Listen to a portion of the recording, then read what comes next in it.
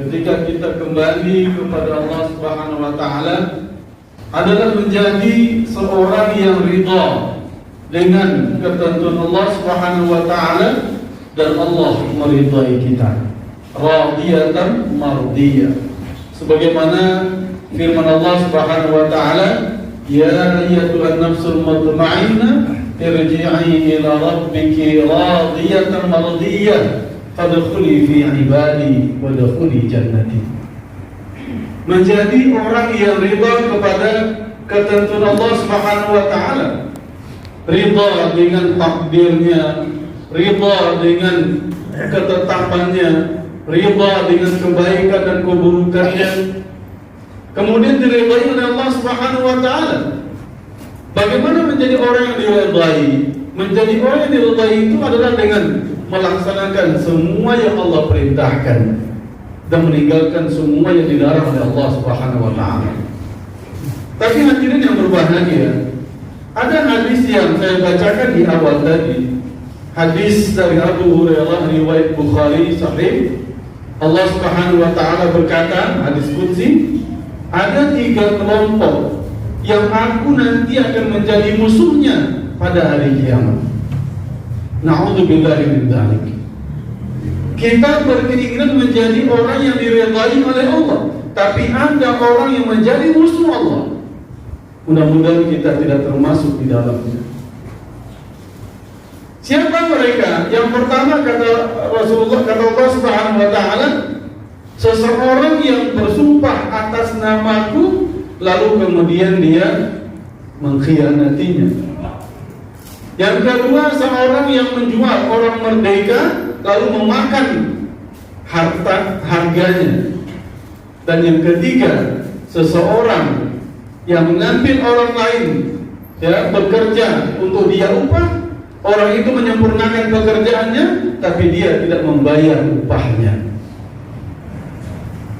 Hadirin yang berbahagia, menjadi seorang yang diridhai oleh Allah Subhanahu wa taala bisa dengan melaksanakan perintah-perintah Allah dan meninggalkan segala larangannya, ibadah.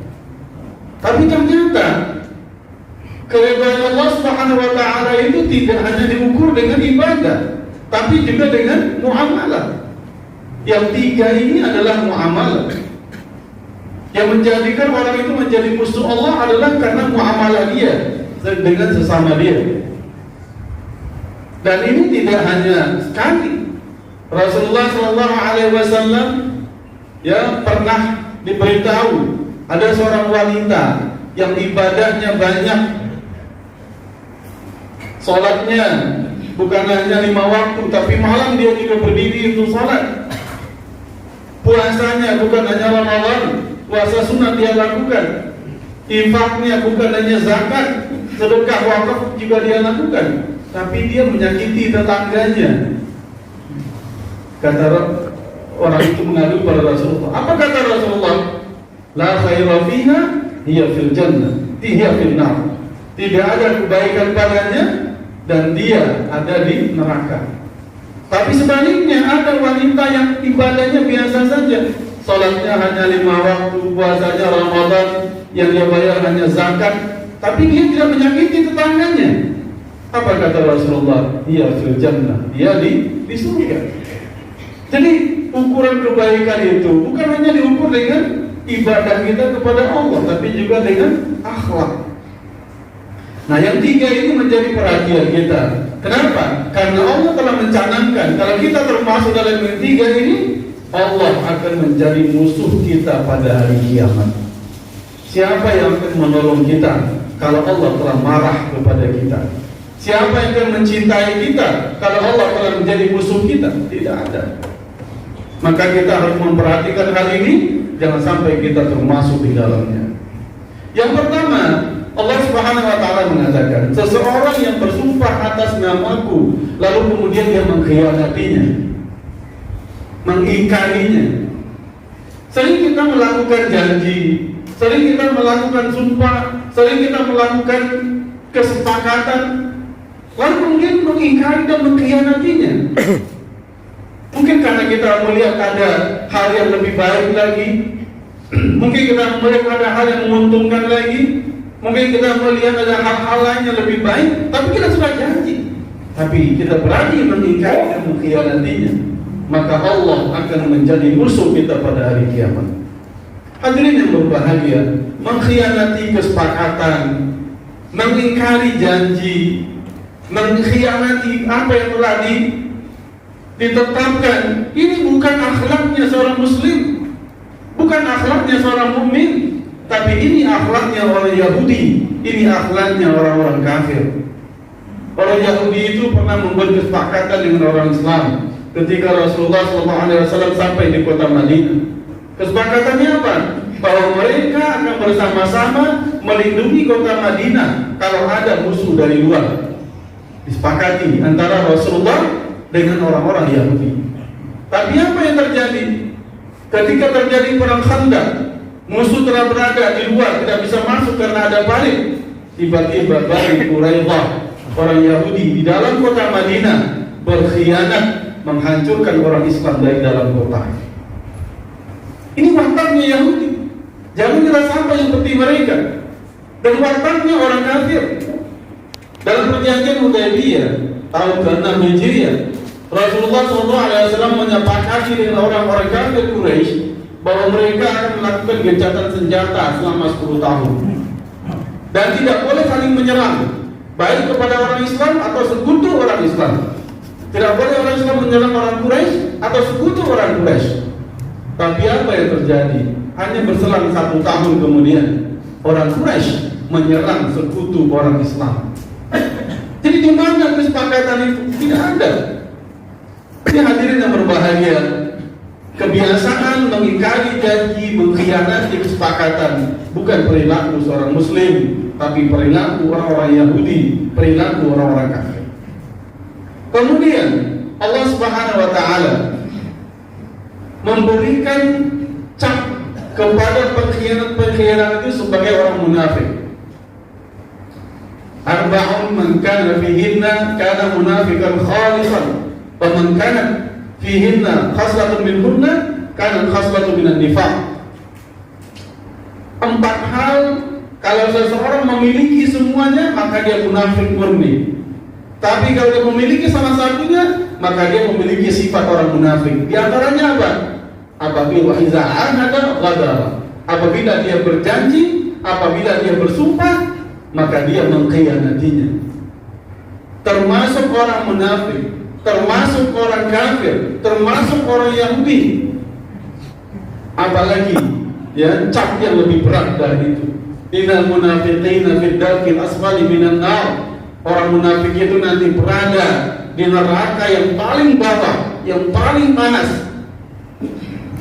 Kemudian dalam hadis yang lain, Rasulullah SAW menyatakan, yurfa'u likulli ghadirin yawmal qiyamati liwa'an. Hada ghadratu fulan bin fulan. Nanti pada hari kiamat, ketika semua manusia dikumpulkan, maka para pengkhianat itu akan mengangkat bendera yang berisi setiap pengkhianatan yang dia lakukan. Ini pengkhianatan saya kepada fulan bin fulan, ada benderanya. Ini pengkhianatan saya kepada fulan bin fulan, ada benderanya. Untuk apa? Untuk mempermalukan mereka nanti di hadapan khalayak ramai. Sekarang mungkin tidak terungkap siapa para pengkhianat itu, siapa orang-orang yang ingkar janji itu. Tapi nanti pada hari kiamat kita akan angkat sendiri bendera tentang pengkhianatan yang kita lakukan. Kemudian setiap pengkhianatan itu tidak akan membawa kepada kebaikan dan tidak akan mewujudkan apa yang disepakati walaupun atas nama Allah. Khalifah Harun al-Rashid, Khalifah Abbasiyah, mempunyai 2 orang anak, Al-Amin dan Al-Ma'mun. Keduanya pernah berselisih, bertengkar. Lalu Harun al-Rashid ingin mendamaikan keduanya, maka dibawalah keduanya ke hadapan Ka'bah. Lalu keduanya bersepakat, disuruh bersumpah atas nama Allah di depan Ka'bah untuk tidak menjelekkan saudaranya, untuk tidak memusuhi saudaranya. Sumpah atas nama Allah. Sumpah atas nama Allah. Tujuannya apa? Tujuannya adalah agar keduanya berdamai. Tapi Khalifah Al-Amin atau Pangeran Al-Amin mengatakan kepada seorang ulama Fadl bin Rabi', dia mengatakan perjanjian ini tidak akan pernah terwujud. Kenapa kamu mengatakan demikian? Karena saya sudah berencana untuk mengkhianatinya. Ini hadirin yang berbahagia, setiap kesepakatan kalau sudah ada yang berkhianat di dalamnya, maka kesepakatan itu tidak akan terwujud. Lebih baik dihentikan saja. Lalu kemudian apa yang lebih berat lagi daripada sifat Yahudi, sifat kafir, sifat munafik? Apa yang lebih berat lagi daripada menjadi musuh Allah nanti pada hari kiamat? Ini tidak ada, ya, tidak ada sifat yang lebih buruk dari ini, menjadi musuh Allah di saat kita mengharapkan ridha Allah Subhanahu wa taala. Kemudian yang kedua, kata Allah yang akan menjadi musuh dia pada hari kiamat nanti itu adalah seorang yang menjual orang merdeka lalu memakan hasilnya. Menjual orang merdeka adalah perbuatan yang haram. Walaqad karramna bani Adam. Kami telah muliakan anak Adam itu. Yang bisa diperjualbelikan itu budak. Orang merdeka tidak. Ya, orang merdeka itu bukan komoditi yang bisa kita perjualbelikan. Kalau mau kita ambil manfaatnya, kita bayar upahnya. Itu orang merdeka. Tapi zaman dulu ada orang memperjualbelikan orang merdeka. Barangkali sekarang juga masih ada memperjualbelikan orang merdeka. Lalu dia memakan hasilnya. Hadirin yang berbahagia, Allah Subhanahu wa taala menyebut salah satu dari perbuatan ini karena pada masa itu ada.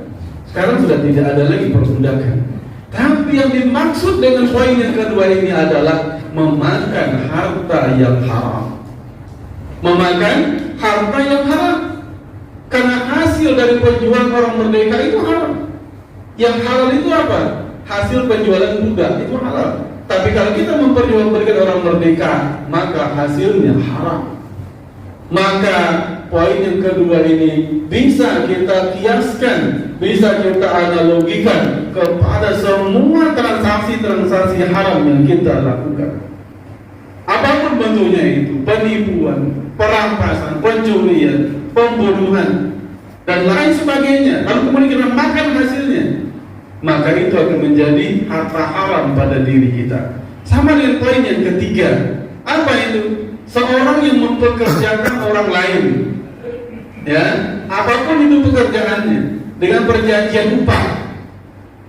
Pekerja itu telah menyelesaikan pekerjaannya, tapi si tuan ini tidak membayar upahnya, atau membayar sebagian upahnya dan meninggalkan sebagian yang lain. Ini juga termasuk dengan poin yang kedua. Apa itu? Memakan harta yang haram. Maka hadirin yang berbahagia, orang-orang yang melakukan transaksi haram, orang-orang yang kemudian memakan harta haram, yang dia makan sendiri, yang dia berikan kepada keluarganya, maka orang itu nanti pada hari kiamat akan menjadi musuh Allah Subhanahu wa taala. Fa'tabiru ya ulil absar la'allakum tuflihun. Aqulu qawli hadza wastaghfirullah li wa lakum wa lisa'iril muslimin wal muslimat fastaghfiruhu innahu huwal ghafurur rahim. Marilah kita senantiasa menjaga, merawat, memelihara dan meningkatkan ketakwaan kita kepada Allah Subhanahu wa taala serta mempertahankannya hingga ajal tiba. Semoga Allah Subhanahu wa taala mematikan kita dalam keadaan Islam dan takwa. Para hadirin sidang Jumat Allah ya. Sekiranya kita bertemu dengan seseorang yang baik hatinya, manis tutur katanya, begitu mulia akhlak dan perilakunya.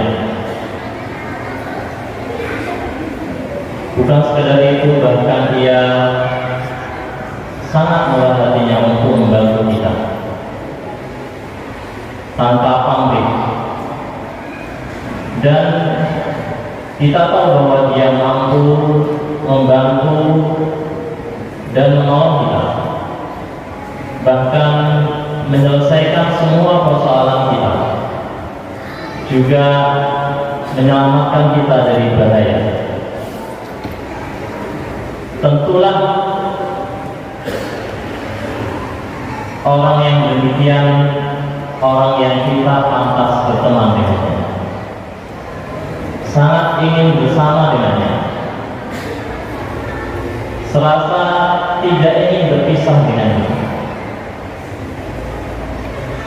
dan kita mewujudkan kesetiaan kita kepadanya. Bahkan kita mungkin terus mengingat-ingatnya. Pada diri sedang Jumat yang Allah muliakan, lalu adakah di tengah kehidupan dunia yang penuh dengan hedonisme seperti ini, penuh dengan kejahatan seperti ini, penuh dengan kepalsuan, ketidakjujuran, korupsi, adakah manusia yang sifat-sifatnya seperti itu tadi? Para diri yang Allah muliakan, Allah Subhanahu wa Ta'ala telah memuliakan kita sebagai umat akhir zaman dengan datangnya seseorang dengan segala kesempurnaan sifat-sifat akhlaknya, kemuliaannya, kasih sayangnya kepada umatnya. Dialah sebaik-baiknya manusia, seutama-utamanya manusia dengan kesempurnaan akhlaknya. Dialah Nabi besar Muhammad SAW. Maka sepantasnya kita menanamkan cinta kepadanya, menjadi follower sejati baginya, mengikuti segala gerak-gerik dan sunnah-sunnahnya, mengingat-ingatnya, mendakwahkan ajarannya, serta setia dan loyalitas terhadapnya. Sebab ada harapan besar yang kita bebankan di pundaknya, harapan besar akan keselamatan kita dari segala godaan dan bahaya dunia, harapan besar agar Allah SWT melalui dia, insan yang utama itu, Allah menyelamatkan kita dari huru hara hari kiamat, lalu masukkan kita ke dalam surga, hidup bersama insan yang utama Nabi Muhammad SAW.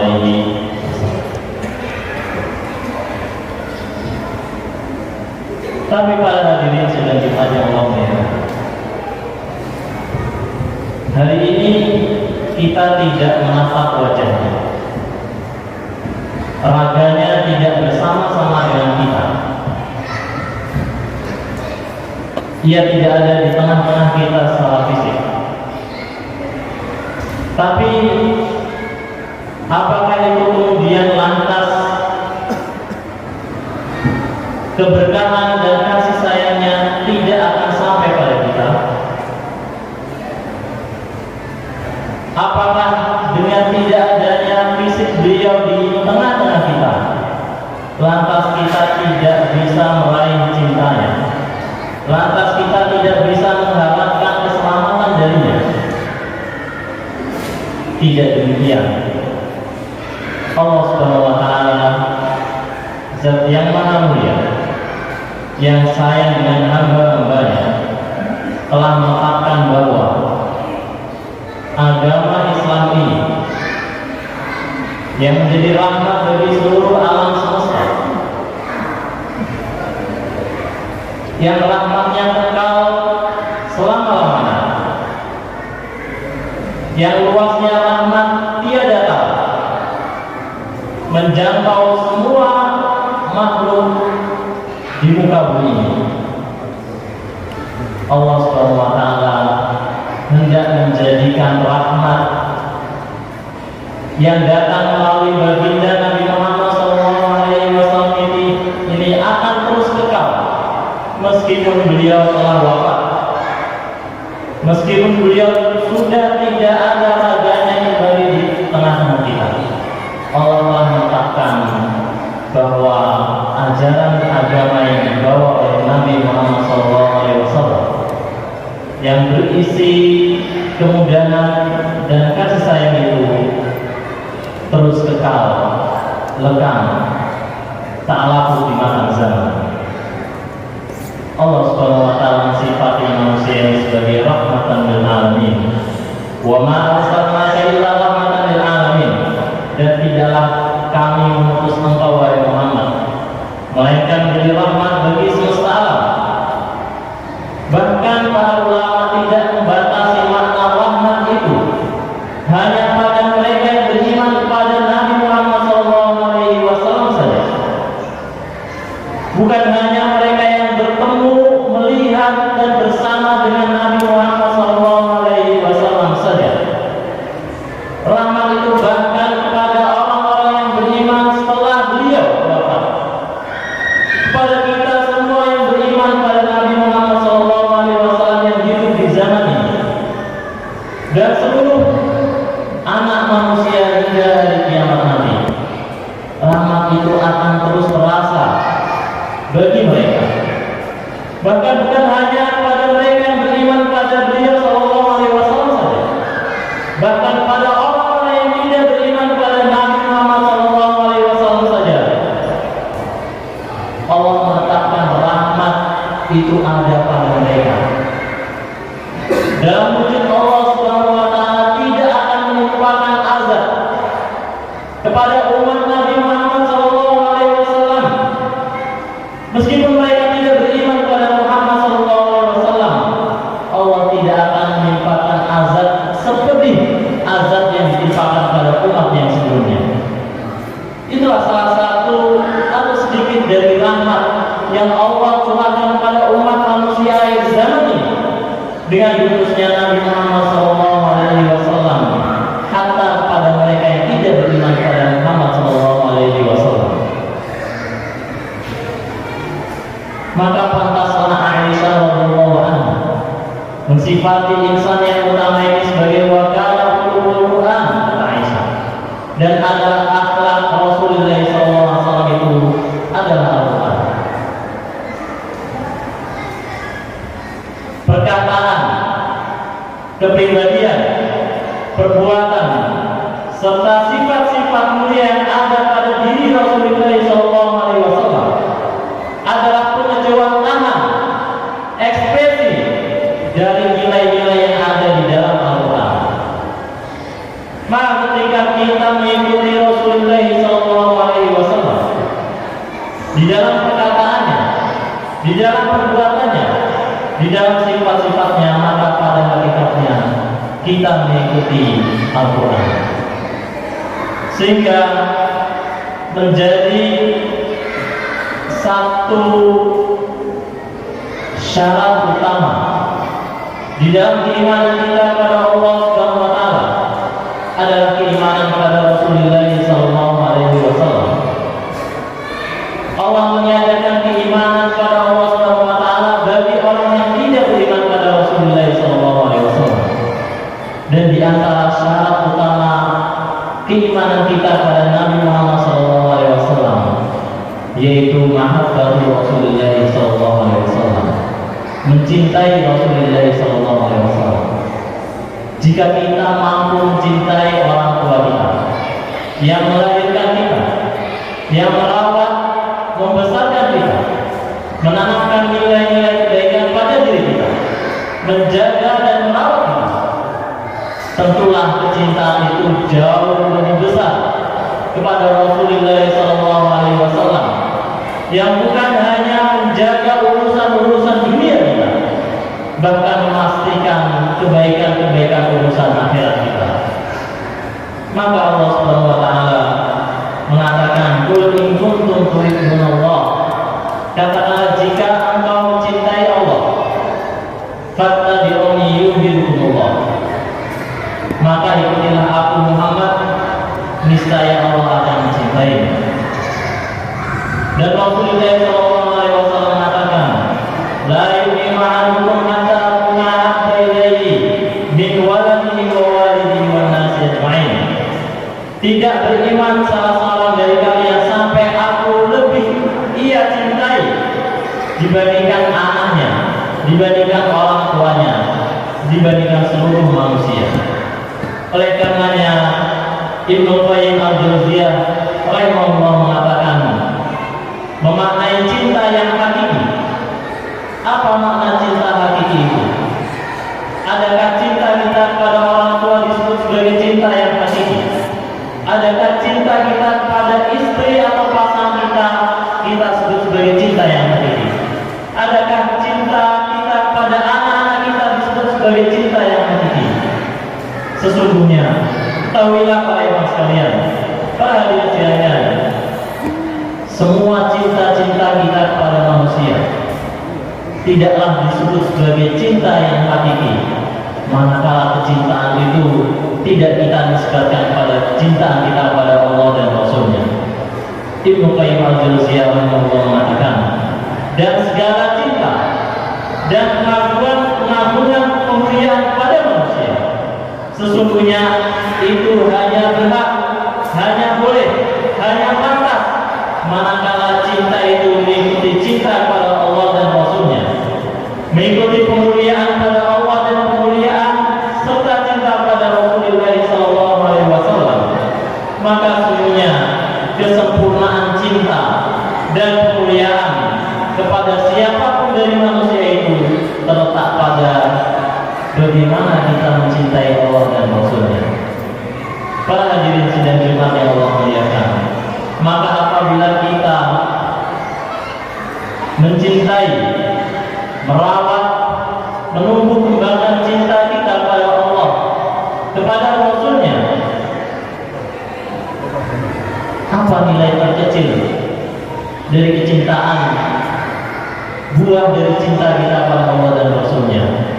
Satu ketika seorang sahabat Rasulullah SAW Abdullah bin Mas'ud menceritakan tentang seorang laki-laki yang datang pada Rasulullah SAW.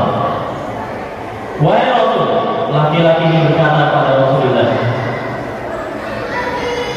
apa pendapat engkau tentang seorang laki-laki yang mencintai kaumnya?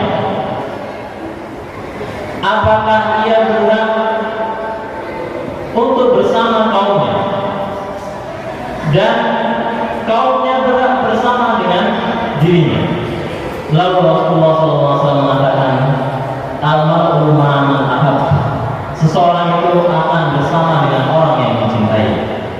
Dan satu ketika Anas bin Malik radhiyallahu anhu menceritakan tentang seorang laki-laki yang datang pada Rasulullah SAW, bertanya tentang mata sa'ah, kapan hari kiamat? Rasul mengatakan, ma'adatta min, ma'adatta laha. Lalu apa yang engkau persiapkan untuk hari kiamat itu? Laki-laki itu mengatakan, ma'adatta laha min katiri sholatin wala siyamin wala salat. Sungguh aku tidak menyiapkan untuk hari kiamat itu banyak sholat, tidak pula dengan banyak puasa, tidak pula dengan banyak sedekah. Walakinni uhibbullah wa rasulahu. Tidak ada yang aku siapkan melainkan hanya kecintaanku pada Allah dan Rasulnya. Maka Rasul pun menjawab, anta ma'aman ahbabta. Engkau bersama dengan orang-orang yang engkau cintai. Semoga Allah SWT senantiasa menanamkan cinta di dalam hati kita pada Allah dan Rasulnya, merawat dan menjaganya, serta menumbuh kembangkannya, dan membuat cinta itu senantiasa tertanam di dalam lubuk hati kita hingga ajal kita tiba, sehingga Allah SWT telah akan mempertemukan kita dengan insan yang utama, baginda Rasulullah SAW. Aku qouli hadza wa astaghfirullah innahu ghafurur rahim.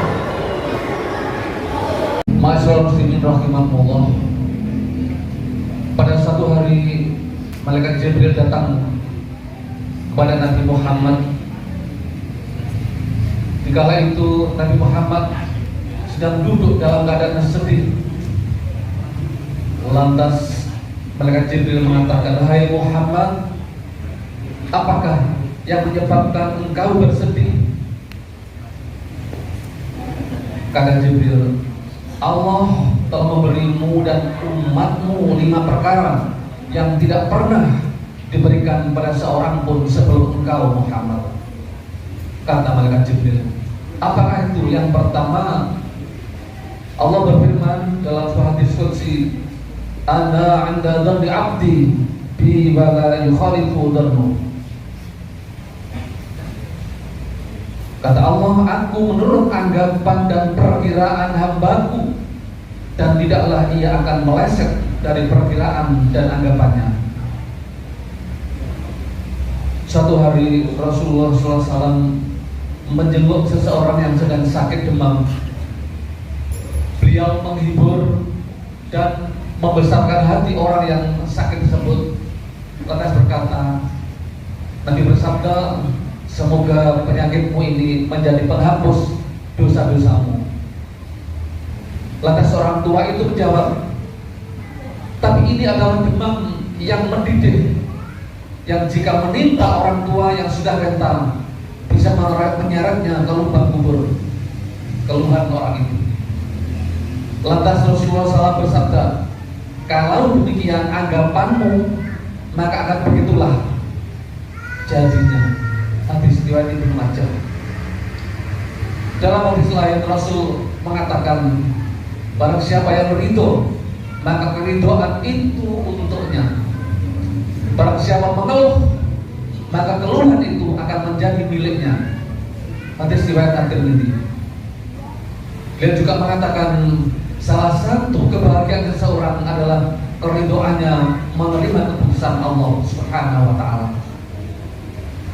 Jika kita berpikiran gagal, kita akan menjadi gagal. Jika kita berpikiran sukses, maka kita akan sukses. Jika kita berpikiran sakit, maka juga kita akan sakit. Jika kita berpikiran sehat, maka kita pun akan sehat. Inilah the law of attraction. Hukum tarik menarik merupakan sunatullah yang berlaku di alam semesta. You are what you think. Anda adalah apa yang Anda pikirkan. Maka selalulah berpikir yang positif dan jangan pernah biarkan pikiran negatif membelenggu otak dan kehidupan kita. Tugas kita hanya 2, yaitu berusaha optimal, secara optimal, dan berdoa. Selanjutnya itu ada kuasa Allah Subhanahu wa Ta'ala. Nabi bersabda, ketika seseorang hamba berkata la haula wala quwwata illa billah, maka Allah Subhanahu wa Ta'ala berfirman, "Lihatlah hai para malaikat, orang ini telah menyerahkan urusannya kepadaku." Hadis riwayat Ahmad. Jadi biasakan diri kita berpikir yang baik, berkata yang baik, bertindaklah yang baik, dan insya Allah yang datang juga yang baik-baik. Di dalam sebuah hadis Rasul mengatakan, "Ana 'inda dhanni 'abdi bi wa ana ma'ahu." Aku berada dalam prasangka hambaku. Apabila kita berprasangka baik, maka akan terjadi suatu kebaikan. Sebaliknya, jika kita berprasangka buruk, maka akan terjadi suatu yang buruk. Oleh karena itu, berbaik sangkalah kepada Allah, dan jangan sekali-kali kita suudzon atau berburuk sangka kepada Allah Subhanahu wa Ta'ala. Yang kedua, keistimewaan umat Muhammad, man satara alaihi fid dunya la yafdahu yaumal qiyamah. Barang siapa yang ditutupi amal kelakuannya di dunia, maka ia tak akan dipermalukan di akhirat. Tak seorang pun yang mampu menutup aib seseorang selain Allah Subhanahu wa Ta'ala. Kita bersyukur, mesti aib kita banyak, Allah telah menutupi dari kehadapan manusia. Karena ada pada dasarnya setiap orang memiliki celah atau aib yang masih Allah tutupi. Imam Ahmad bin Hanbal ketika dipuji oleh seorang, dia berkata, demi Allah, seandainya engkau mengetahui apa yang ada padaku berupa dosa dan kesalahan, niscaya engkau taburkan tanah di atas kepalaku. Setiap manusia memiliki aib yang masih dijaga dan ditutupi oleh Allah Subhanahu wa Ta'ala. Seandainya aib kita dibuka, keburukan akan tampak. Keistimewaan umat Muhammad SAW di akhirat nanti, aib kita di atas di dunia ini tidak akan terbongkar dan tidak akan dipermalukan oleh Allah Subhanahu wa Ta'ala. Rahasia umat Muhammad, keistimewaan umat Muhammad yang ketiga adalah la yughliq ala ummatika babat taubah malam yughadiru. Pintu taubat tidak akan ditutup bagi umatmu Muhammad, kata malaikat Jibril, selama belum sekarang. Hatta balagha ruhul hulqum walam yumkinu lahul nutqu wa i'tidaru bilisani ila akhir hadis, di mana dalam keadaan sakaratul maut, rohnya sudah dikendorongkan, dia tidak mampu mengucapkan istighfar, mohon ampun kepada Allah dengan lisannya, tetapi hatinya merasa menyesal atas perbuatan dosa dan maksiat yang pernah dilakukannya. Dalam kondisi seperti ini, Allah berfirman, "Ghufirat lahu," saya ampuni dosanya, saya terima taubatnya. Ini keistimewaan umat Muhammad. Yang keempat, man ata bimilik ardi khati'atan yaghfiruhallahu lahu ba'da ayyaqula la ilaha illallah Muhammadur Rasulullah. Barang siapa yang datang dengan dosa sepenuh bumi, maka akan diampuni oleh Allah sesudah membaca dua kalimat la ilaha illallah Muhammadur Rasulullah. Di dalam Irsyadul Ibad dijelaskan dari Abu Hurairah berkata, ada malaikat maut datang kepada seorang laki-laki yang mati, lalu dia membedah anggota tubuh mayat itu. Ternyata dia tidak menemukan amal baik. Kemudian membedah hati mereka, hati mayat itu di sana tidak ada amal kebaikan. Lalu dia buka mulutnya, lantas ditemui ujung lidahnya melekat ke langit, mulutnya yang membawa kalimat la ilaha illallah. Lantas mayat itu diampuni dosanya lantaran kalimat ikhlas itu. Dan yang kelima, termasuk keistimewaan umat Muhammad, yarfa'ul adzabu 'anil amwat bi du'ail ahya. Allah akan melepaskan azab dari orang-orang mati karena doanya orang-orang yang hidup. Rasul mengatakan, mal mayyitu fil qabri illa kaghuril mutatawwis yang tadiru da'amat tarhamu ila akhir hadis. Seorang mayat dalam kuburnya seperti orang tenggelam yang sedang meminta pertolongan. Dia menanti-nanti doa ayah, doa ibu, doa anak, dan kawan yang terpercaya. Apabila doa itu sampai kepadanya, itu lebih baik dan ia sukai daripada dunia dan segala isinya. Dan sungguh Allah menyampaikan doa penghuni dunia untuk ahli kubur sebesar gunung. Adapun hadiah orang-orang yang hidup kepada orang-orang yang mati ialah memohon istighfar kepada Allah untuk mereka dan bersedekah atas nama mereka. Al-Hadis riwayat Ad-Dailami. Ma'asyiral muslimin rahimakumullah, itulah di antara keistimewaan umat Muhammad. Semoga menjadikan kita lebih mencintai Rasulullah, lebih mengimani Rasulullah sallallahu alaihi wasallam. Amin ya rabbal alamin. A'udzubillahi minasyaitonir rajim. Bismillahirrahmanirrahim. Wal asri innal insana lafi khusrin illa alladziina aamanu wa 'amilus shalihati wa tawassaw bil haqqi wa tawassaw bis sabr. Barakallahu li wa lakum fil Qur'anil azim wa nafa'ani wa iyyakum bima fihi minal ayati wal fiqhil hakim. Aqulu qawli hadza wa astaghfiruhu innahu huwal ghafurur